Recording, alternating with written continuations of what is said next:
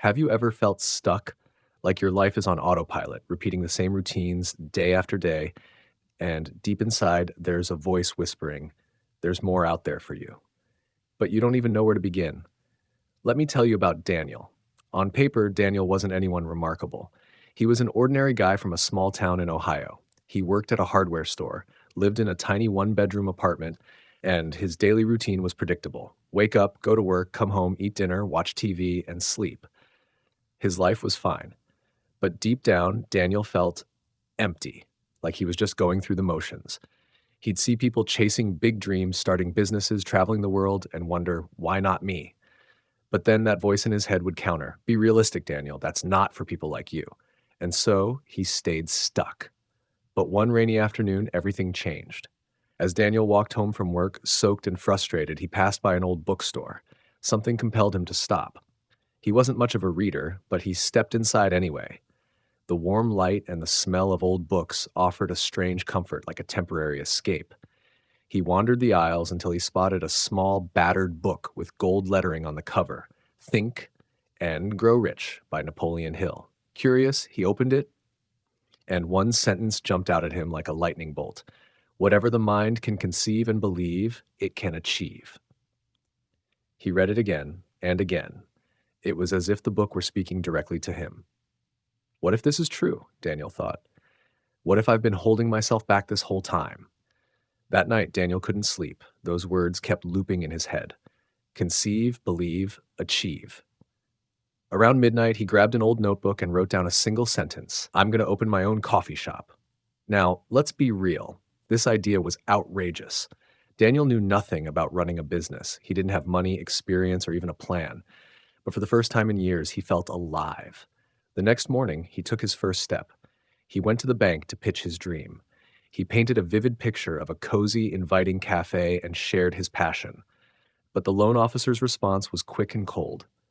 Sorry, Daniel, you don't have enough collateral. Strike one. Next, Daniel turned to friends and family, hoping for encouragement. Instead, most of them laughed. One friend said, "Come on, Daniel, you're a hardware store guy running a business? That's not for people like us." The rejection stung. But Daniel remembered another quote from the book. Every failure brings with it the seed of an equivalent success. So he pivoted. If he couldn't start with a full coffee shop, he'd start small, really small. With his limited savings, Daniel bought a pop-up coffee stand, a folding table, a second-hand espresso machine, and some paper cups. Every morning, before sunrise, Daniel set up on a busy street corner. It wasn't glamorous, and it was grueling work, freezing mornings, long hours, and days when he barely made enough to cover his costs. But Daniel refused to quit. Each cup of coffee he served felt like one step closer to his dream. He kept reminding himself, this is just the beginning. One day, a man in a sharp suit stopped by his stand. After taking a sip of his coffee, the man asked, "So what's your story? Why are you out here in the cold running a coffee stand?" Daniel smiled and shared everything, how he'd read a book that changed his mindset, how he'd faced rejection after rejection, and how he was determined not to give up.